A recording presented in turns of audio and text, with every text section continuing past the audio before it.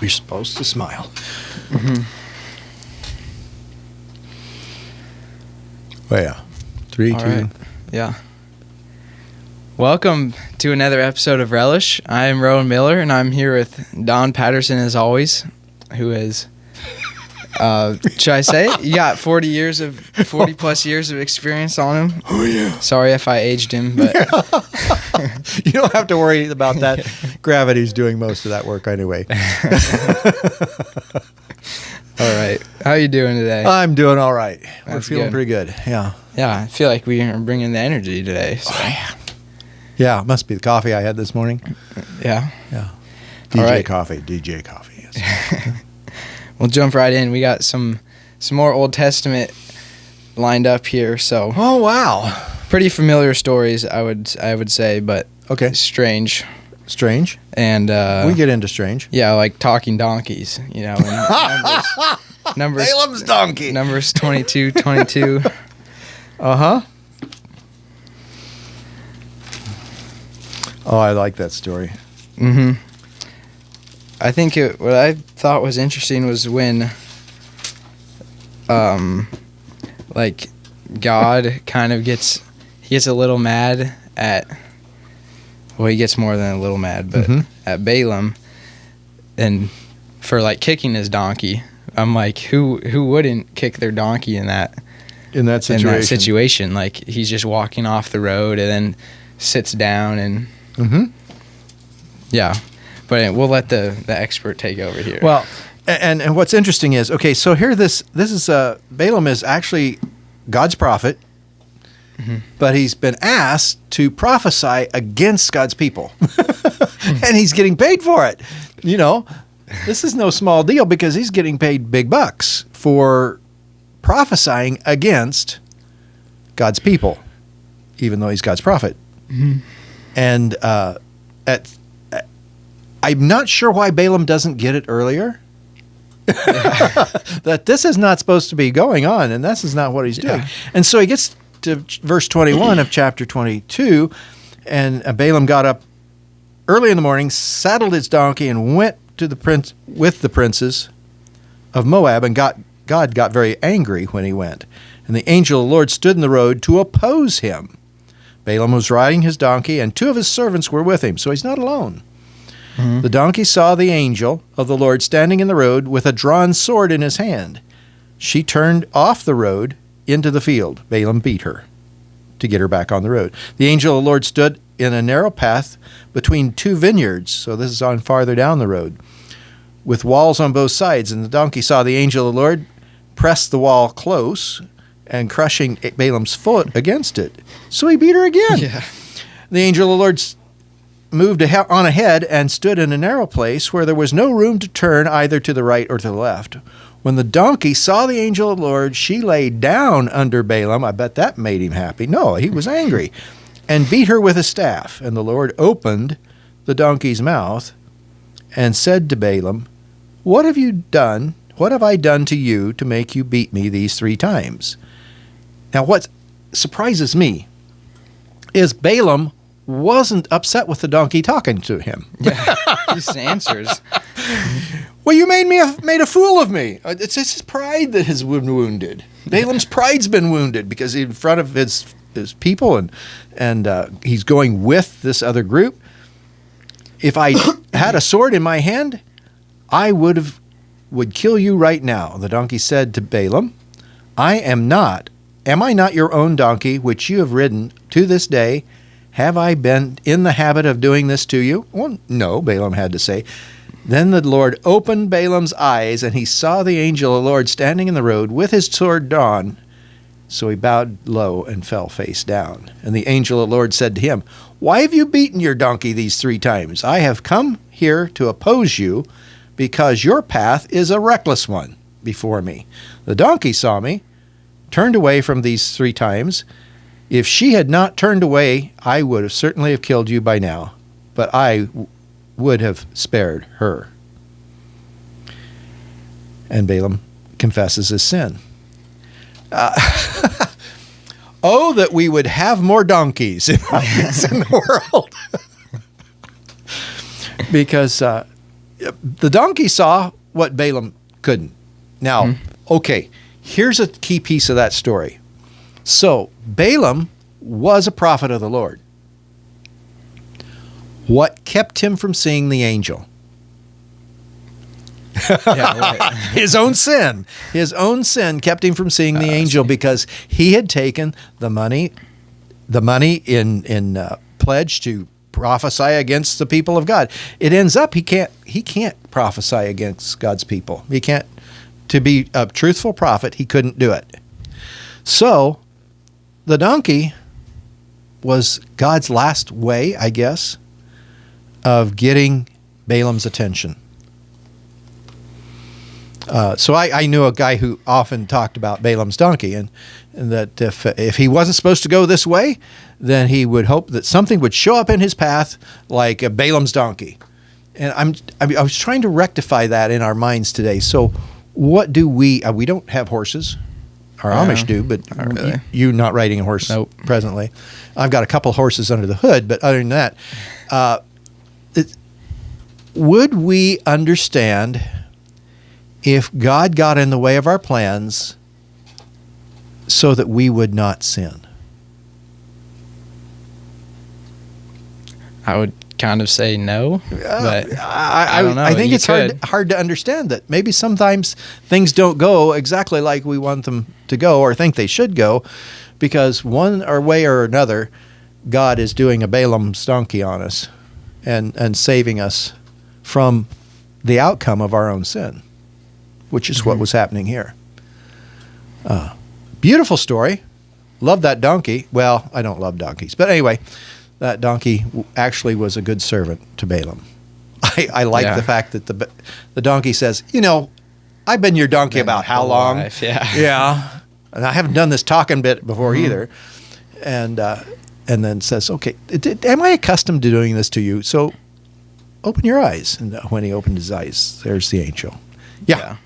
Interesting stuff. This is one of those stories you kind of wish you saw the reactions or like what took place between the dialogue, because right here you just have back-to-back lines. The donkey talks and he answers, and like as if it's normal.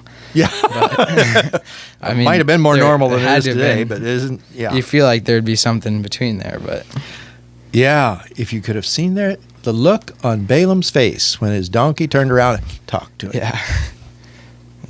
Yeah, you're right. That would have been interesting. I like that. The angel also gives him 3 chances. Yeah. He could have just stood in the way the first time and made the donkey sit down, but that is often the way it happens.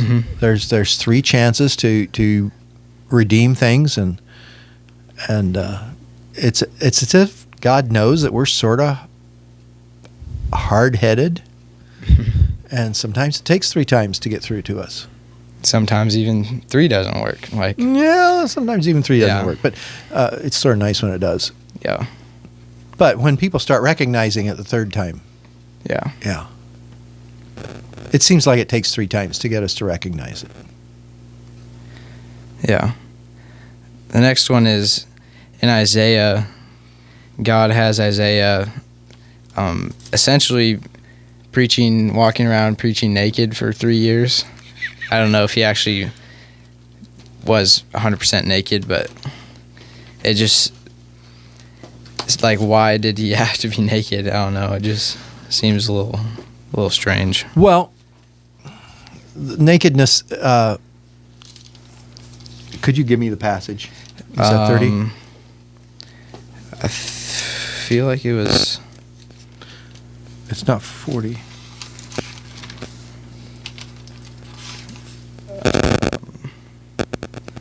One second.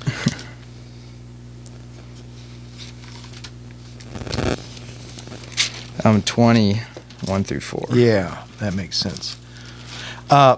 What's interesting is God usually... we don't know it because we don't have prophets around in the same order as... we still do have prophets around, but they're not doing the things the prophets of the Old Testament did. Their role is a little bit different than the school of the prophets of the Old Testament. But God had this way of getting his message across through the prophet, not only by the words spoken, but by the actions done. And so for Isaiah to be naked, you say 22? 20. 1 through 4 is... Yeah. Okay. At that time, the Lord spoke to Isaiah and said, "Take off the sackcloth from your body and the sandals from your feet." And he did so, going around stripped and barefoot. And the Lord said, "Just as my servant Isaiah has gone stripped and barefoot these 3 years as a sign and portent against Egypt and Cush, so the king of Assyria will lead away stripped, barefoot, the Egyptian captives and Cushites exiles, young and old, with buttocks bared, to the Egypt's shame." And that was part of it, was exposing shame. Okay. Yeah. So buttocks bared. Okay. Mm-hmm. Yeah. The visual is overtaking. This is not against the Lord's people. This is against Egypt and Cush. And the prophecy is for their shame. They'll be shamed. And it was often the case of a conquering people to strip bare the conquered. Because I don't know whether you feel more vulnerable. I know if I move from winter to spring, and by taking my coat off, I feel more vulnerable in the elements. Yeah. Just by not wearing a coat. I mean, I'm still wearing long sleeves, and it's May. Just because when I work outside or I work among things in the shop with bare arms, I feel more vulnerable. I could get my arms scraped up with the rose bushes and things. So in that same way, can you imagine how vulnerable you would be? What a mental shift it makes to the conquered to have absolutely nothing between them and the conquerors and the elements. Yeah, and so it's actually to create a mentality of for the conquered. Interesting. Yeah.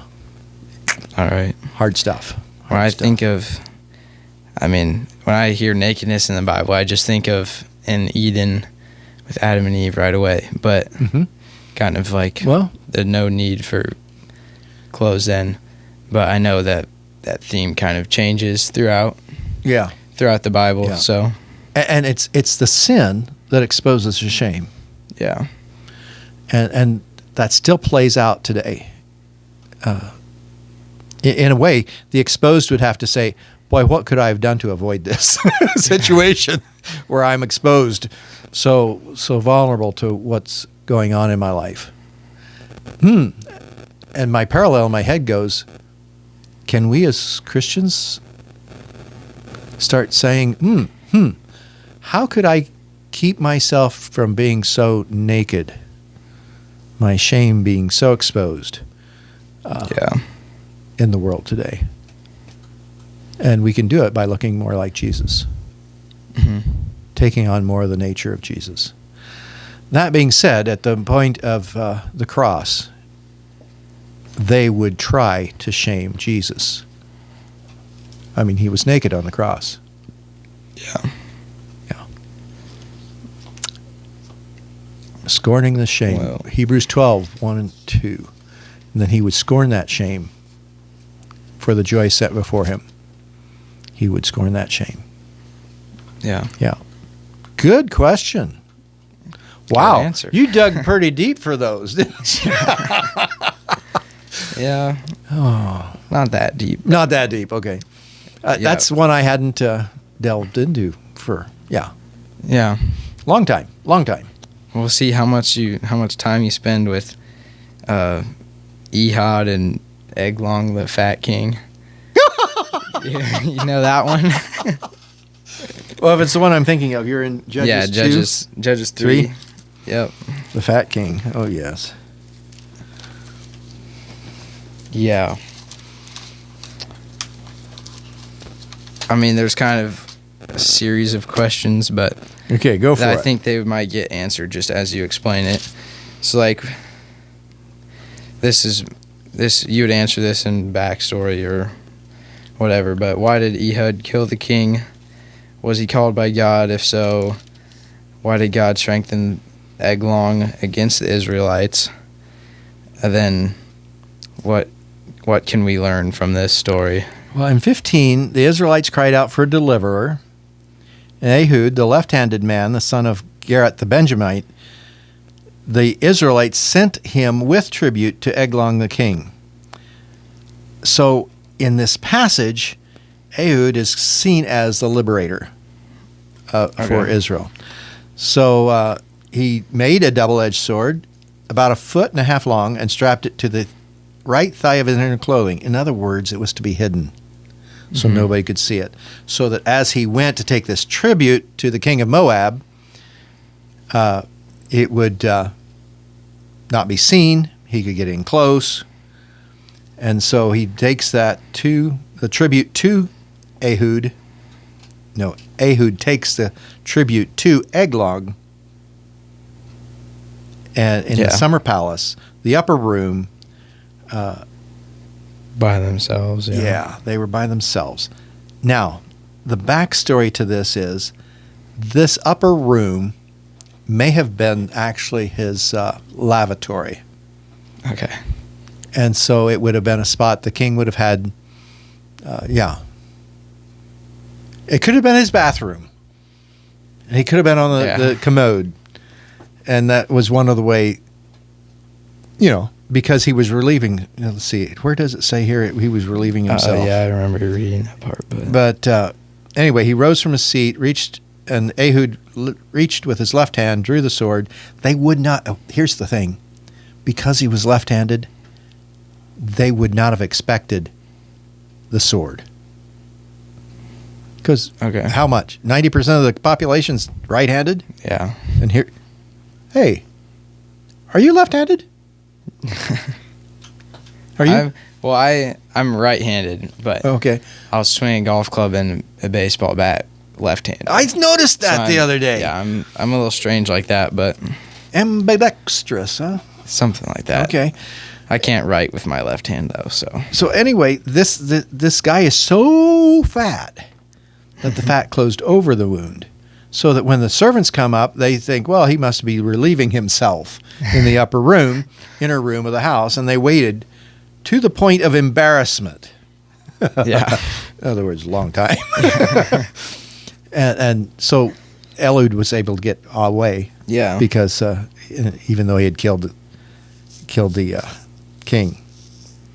So, yeah, one of those little stories, spicy little stories in the Old Testament that don't get.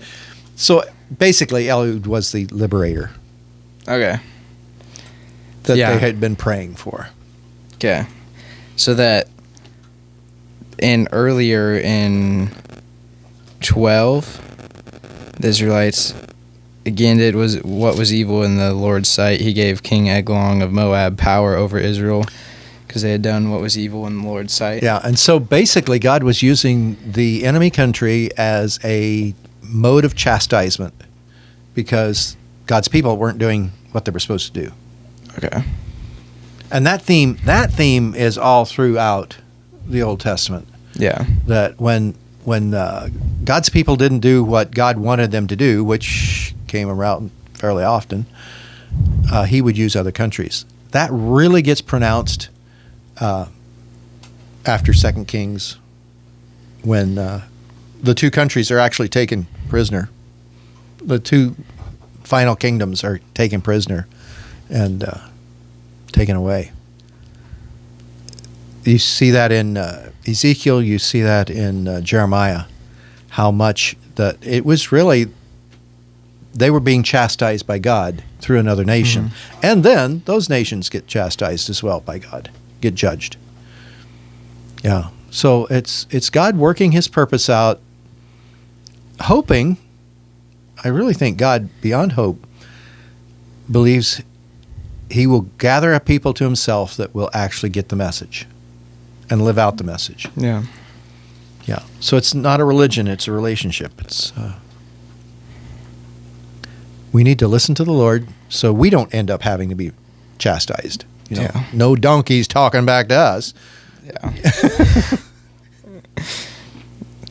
All right. Kind of reading these disobedient stories and then them suffering greatly from it. Why?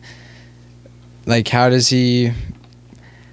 Like, where's the line in killing them and letting them live? Like, why? For example, why wasn't Jonah killed?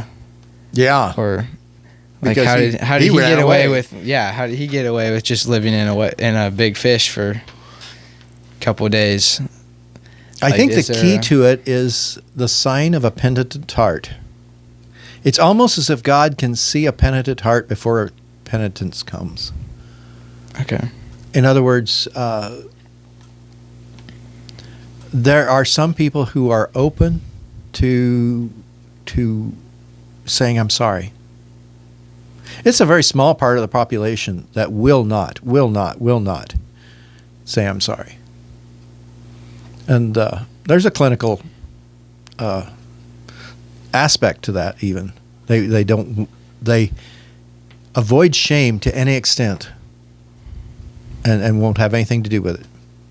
And there are people like that who will not approach and embrace their own shame in such a way that they will repent and come back around. But most of us, if we really have a heart for somebody, will ask for forgiveness. Mm-hmm. If we really want to reflect our Lord, we'll ask for His forgiveness. Those of us who have been impacted by the cross of Jesus Christ will ask for forgiveness because we know that's who we are. We're always asking for God's forgiveness, and there's times that we need to ask for each other's forgiveness. Yeah. It's what Jesus wrote about. It's in the Gospels. Specifically, I'd point to the Sermon on the Mount, chapter 5. Forgiveness is a big part of that. Yep. Yeah. All right. Well, I think that does it. So, thank you for grinding out those Old Testament stories and. Sorry about that. explaining Those. us to it. I think that was the last one. Okay. So. Oh yes. Thank you, Jesus. Might get back to some New Testament stuff for you now. So. Okay. Good deal. Yeah. Well, thank you guys as always for listening. Feel free to share this video with somebody, and yeah, we'll see you next time. Lord willing.